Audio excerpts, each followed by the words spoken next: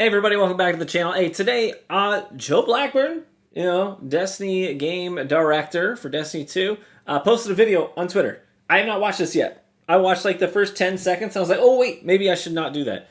I hit pause. Let's watch this together and let's see what he has to say. I'm assuming this is a follow-up to the state of the game, given a couple of the comments that I've seen. But I don't know. So we'll see what he has to say about this. Jake has even weighed in and made some comments that make me think there might be some PvP information here. I don't know. Let's check it out together.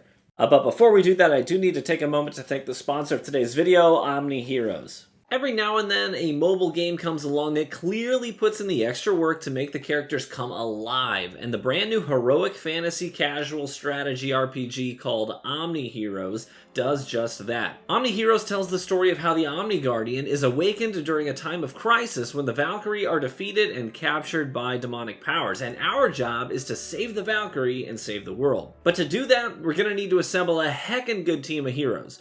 Some are Valkyrie and others are powerful heroes of this world, but the coolest part about these characters is that they have animated portraits and custom voice lines to help you get to know the team better. My Woodland Ranger made it clear to me that she doesn't like her ears being touched.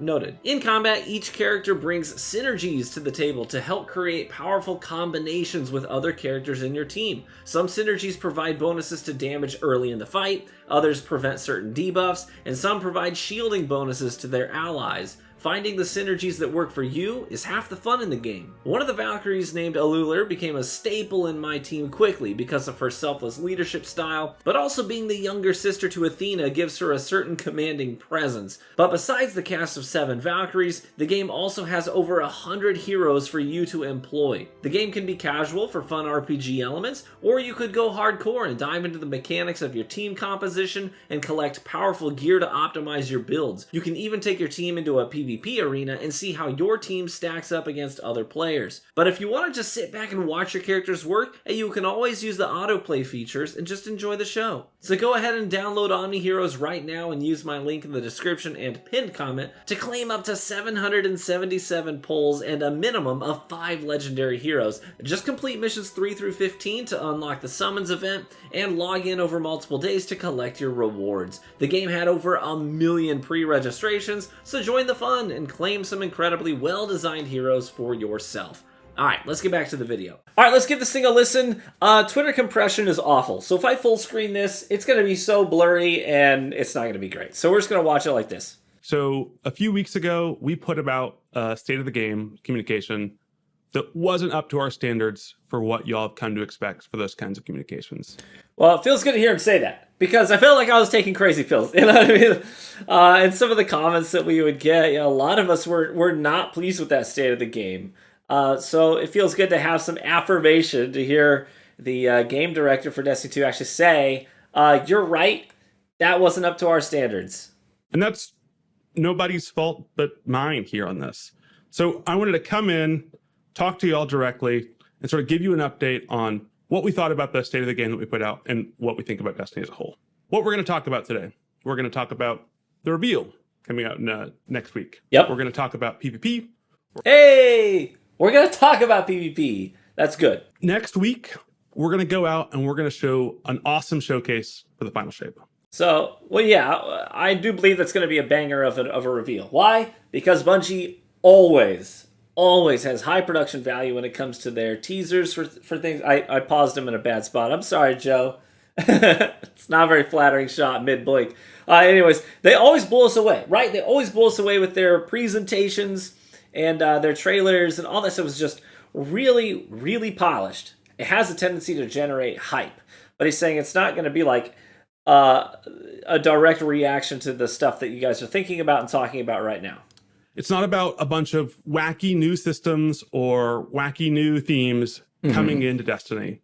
Instead, we want to make an experience that's super easy for anyone who's ever played Destiny to come in and absolutely fall in love with the content that's before them. That sounds like the opposite of Lightfall, right? Lightfall was like, we're going to go to a new place, we're going to have a completely new vibe, this whole like cyberpunk city vibe, and we're going to have these brand new characters, the Cloud Striders, a brand new subclass with Strand, and new mechanics, and new systems. You know what I'm saying? So it was the feedback about Lightfall was just that it was just kind of out of nowhere, just out in left field. Just, you know what I mean?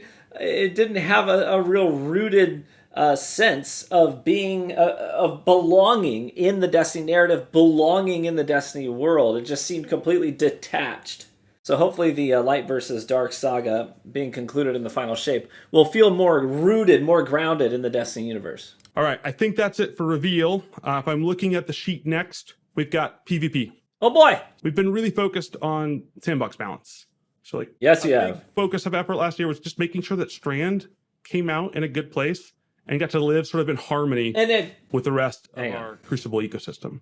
And to their credit, I will say this, to their credit, when Strand launched, it was very well balanced. To their credit, I thought when Strand dropped, it was fun, it was dynamic, it was exciting, but it was not busted in the way that a lot of things when they get reworks or are brand new to the game are busted. Like Stasis was busted. Like when Subclass 3.0 reworks happened, some of them were busted on delivery too.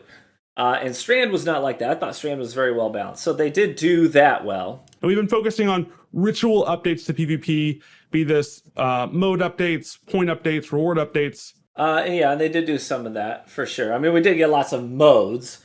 That is definitely true. Which I've said before, it's like I don't really know that I need a ton more modes all the time. I just want like the core things that we love about Destiny to be better. Not necessarily just constantly having this infusion of new game modes, because some of them I just didn't really vibe with. You know, Fortress, even the current iteration of Trials with the Dominion, you know, having the cap point and whatnot. I think that it's just constantly making Trials feel more about getting your wells and your bubbles as quickly as possible. So I know that was their goal, and they did deliver on their goals very well, but I just don't know that their goals were in line with what the PvP community really wanted. We've been focused on making one new map and a few reprises a year. All that aside, I think it's fair to say this approach is not producing the Crucible that our players expect us. Okay. It feels good to hear him say that. You know what I mean? It feels good to at least hear him say that this is our plan, this is what we've been doing, this is what we've been doubling and tripling down on, and then recognizing that that's not what we want. You know what I mean? One new map a year is not what we're after, and reprisals. So I'm very intrigued as to what he's going to say in response to this, because in contrast to what we got with the State of the Game was wild. It was genuinely wild to see him write out that sentence that said, what we hear from our PvP community is that you want more maps. And then to follow that up by saying, we're not going to do that. That's not happening. You know what I mean? That was just like, well, you gotta be kidding me. So I'm very interested as to what's gonna happen here. It's clear that the sort of slow trickle of PvP maps isn't having the effect we want. Mm-hmm. And although it gets an injection of PvP maps every so often into the ecosystem, it's also forcing this like one new map a year means we're trying to build a map that has to do everything. So next year, we're going to change our philosophy. Instead of a slow trickle of maps throughout the year, we're going to focus our effort into a single map pack that's free for everyone. Okay. Imagine new maps coming in one drop where we can make a bunch of new experiences that can all be good at specific things and adds a big variety in a single drop. Absolutely. Yes. Thank you. Oh, praise God. Yes, this is what we want. You know, and it is exactly like he's been saying. A lot of the reasons why some of these maps just aren't received well is because they do have to carry all the weight, right? When you only have one new map a year, it has to carry all of that weight, and it has to be like exceptional. When in the past, we've gotten a bundle of 5, sometimes 7 new maps at once. And they can be anywhere from really good to really bad, but there's 7 of them. And so you get this whole influx of newness. And sure, some of them might not be that great. And some of them are probably just average. And some are just pretty good. Maybe there's one banger. But it allows the experience to have so much diversity to it. And the following year of gaming to feel like its own standalone experience in contrast to previous years. And right now, we don't have that. Every year feels identical, right? The injection of disjunction into the game did nothing for the PvP experience. Disjunction by itself, it had no hope or prayer of making PvP feel new or making that year of PvP feel any different than the previous one or the year before that or the year before that. They all bleed into one, and the monotony of Crucible started to sink in years ago. So having a map pack that's going to provide a lot of variation for the following year of the Crucible landscape is going to really help give that year identity and to make it feel different than the last year and not just all bleed into one. So this is very good to hear them say. But I also recognize that development takes time. So him saying that next year this is going to be our philosophy, does that mean that next year we're getting a map pack? I don't know. I would almost doubt it, but I don't know definitively, right? So this could be like their new philosophy, starting next year. But when do they start delivering on that? I'm not too sure. We'll have to wait and see. And this is a shift from our strategy. So it's going to take us time to sort of understand the details of what we're putting out here and getting that out to you all next year. Checkmate is a mode all about that sort of primary fire, basic weapon excellence of Bungie games and being able to show that excellence in a PvP setting. I'm not sure if I'm going to vibe with it entirely because I really do like the sort of fast, chaotic nature of Destiny. I like when Destiny doesn't have a really solved meta and it plays really loose and fast. And it's like dynamic and fun and exciting.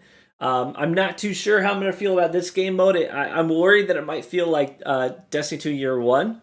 But, jury's still out. I may really love it. I'm not sure. One, we know we need to bring more of our modes into the core playlists. Okay. Well, I'm worried about where he's going to go with this. I don't think that a lot of those new modes that they've been making belong in like the core playlist. Control Clash Supremacy was fine, and I would be totally fine with just keeping Destiny rooted into what it always was, because I never had a problem with playing Control and Clash. Like, those are great modes and they're timeless. And so I'm not too sure that we need gimmicky, new, revolutionary modes to be in the core playlist, but we'll see where he's going with this. And so we're going to take some of these modes that we've been putting in Crucible Labs, that we've been putting in Iron Banner, and taking them and putting them into the core PvP experience that most of our players experience. Not sure I'm on board with that. I want to talk one other effort we want to do here. Okay. We're going to bolster what we call a PvP strike team, and we're going to build a PvP strike team around the same principle, but have it focused on the Crucible. Okay. It's going to be led by PvP developers, and it has a really interesting playbook for how this works. First, the team decides what they want to do. They, as a team, get together, say, hey, these are the changes we want to make. Those changes go through me. They go through our systems CD. And then when we say, yep, those are great changes, they immediately get communicated with y'all in the community, right? So this would be going out in a Twid, going out in he almost said twap. Twitter post, or going out on Reddit, right? Just sort of some immediate blast, like, hey, these are the changes coming. And those changes get communicated even before they start getting implemented. And I think one of the most exciting parts about these strike teams is we build them based off of community feedback. So these strike teams are built from the ground up to look at, hey, what are the pain points that are hitting our community the most? So it's like a really reactive thing, right? Reacting to community concerns. That's good. All this list is going to be built and burned down from, hey, these are the big issues the PvP community is looking at in Destiny. So that will require them to listen to PvP feedback, take note of it, and be intentional about changing it. I believe they can do it. But it really is going to mean completely reimagining how they engage with the PvP community in general. Because our track record is a little rocky, admittedly. Even from an objective third party, you could see that. This sounds great. This sounds absolutely fantastic if it's implemented properly, for sure. All right, I think that's the end of the PvP part of our agenda, if I'm looking at our notes here. Okay, cool. We got it. No, I'm kidding. It's probably been a while since we talked about this part about armor. So at the top, we've got what we call aspirational armor. This is stuff like raids, trials, dungeons. Like your end game stuff, We want the armor that comes from these activities to be flashy, or to like really talk about the core of what that experience is. I thought Ghost of the Deep armor was amazing. Like, I actually made sure to get all my clears to get that armor and do the checklist, right? Because I thought that armor was exceptional. And I do agree the endgame activity armor needs to be bangers. Silver, right? This is armor that you can buy for the store for silver. It's important for us that this feels like it's sort of breaking the mold of what you could expect in a Destiny game. It's our place to experiment with stuff that's a little bit fourth wall breaky. I am not like anti-Eververse. You know, I think there's a lot of people out there who are just like 100% no, I am anti-Eververse. You shouldn't have great stuff in the Eververse store for sale. And I disagree. I'm all for what he's saying here, having that like fourth wall breaking stuff, like their crossover stuff with like the Horizon Forbidden West set for the Hunter. I had to have because I'm a huge fan of those games and the whole Aloy vibe. The Assassin's Creed crossover, there was the Titan set was incredible. I had to have it. You know what I mean? And so I'm totally for that. I just don't think it should happen at the expense of having banger armor sets in the game that are earnable. So I think that's the relationship that I feel like needs to be considered. Is there a fair amount on both ends of the teeter-totter? Finally, we've got rituals and blues. And this space has always sort of been about that core Guardian fantasy. What does the Guardian look like that you would imagine sort of the stereotypical everyday Guardian, or the Guardian that you see on the front line? Maybe tragically a Guardian that tried to go into the portal of the Traveler and then gets cut up into a million. R.I.P. Titan, bro. Yeah, and in the past, I mean, we've had a wide variety of armor sets that would fall under that category. I mean, we had the Cinder Pinion set for Crucible, which was just not great. It just did not look good. But then conversely, in year one, PvP ritual armor looked great. I mean, the Titan big chest with the Crucible bird emblem on it with the feathery, plumy, collar. I still use some of that stuff. I love the robes and especially the helmets for the Warlock back then. Looks great with like the tube that comes out the back and connects to the chest piece. I loved that whole look. So we've had a wide variety here, and then lately they've just been like, no, we're not doing it. Sometime in the middle of last year, we sort of reevaluated our priorities. And I think that since that initiative, we've been really successful in this. We've put out great stuff in terms of like cowboy armor for Spire. 100% agree that they did do that well. I just wish it wasn't at the expense of ritual armor sets. But yes, all the aspirational stuff has been banger of late. Like, very, very good. What we failed to do when we reprioritized, hey, where are our resources going, is communicate this to you. We should have communicated that out to you.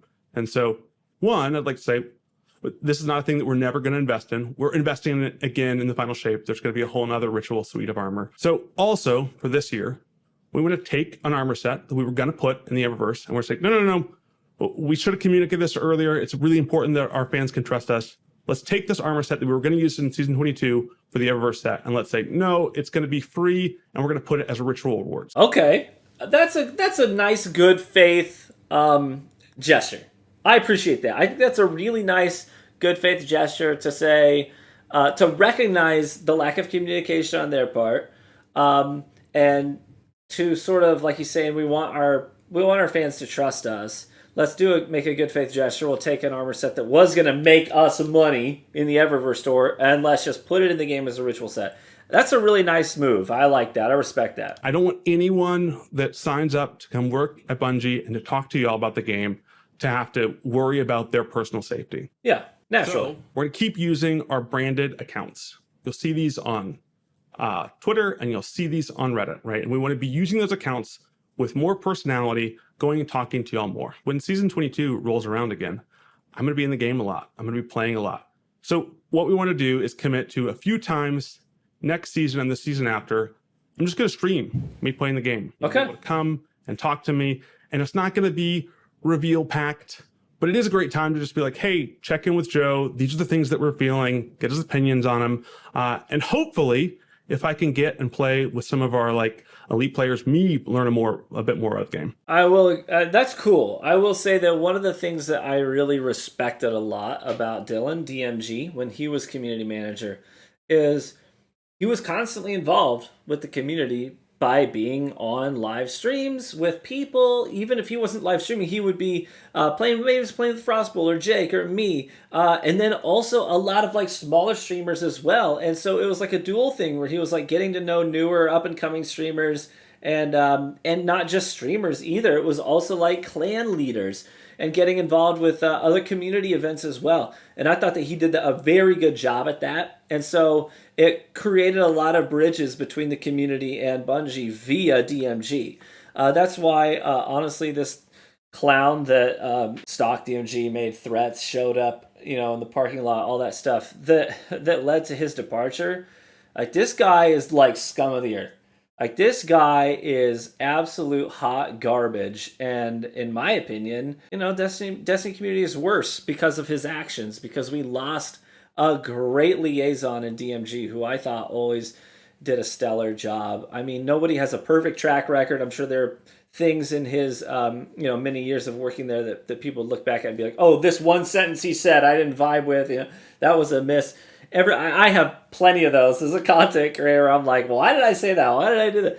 For the most part, DMG was like top of the bar of what you would want out of a community manager, and he's sorely missed. Really excited to see a bunch of y'all next week at the reveal. Okay, well, there we have it. That was a lot more than I expected. I didn't expect him to deliver on some of especially some of these PvP things. This is huge. So, if they had done this instead of the state of the game, man, I think that the reception just would have been so different. So different. So I'm very glad it's a bummer that happened. But I'm so glad that they made the effort here. Joe made the effort to clarify some things, admit some things as well that honestly make us feel validated in our opinions and the things that we've been saying. So I tip my hat to Joe. I think this is a very, very good post, and really appreciate the words that he had to say here, and the transparency as well. So if they can deliver on these things, especially like the maps and stuff, that's going to be huge. It's going to be huge. And this Crucible Strike team that can kind of react to things in real time and start immediately rectifying pain points that the community has with PvP. I think that'll be a phenomenal step forward for the health of Destiny moving forward. And obviously this also solidifies our belief that Destiny is going to persist. After the Light versus Dark saga, there's still Destiny to be done. And I think that we're probably going to learn more about that in the coming weeks, about what happens after the final shape. So excited to see where we go with that. Because obviously they're not going to be like, okay, we're going to start a new strategy where we're doing map packs for 1 year. You know what I mean? This is going to be a thing moving forward. So I'm interested to see what the future is going to look like. But much respect to you, Joe. Really appreciate this post. I think this was a great move. So let me know in the comments what you think. Thank you so much for watching the video. Leave a like if you enjoyed it, and I hope to catch you in the next one. Bye-bye.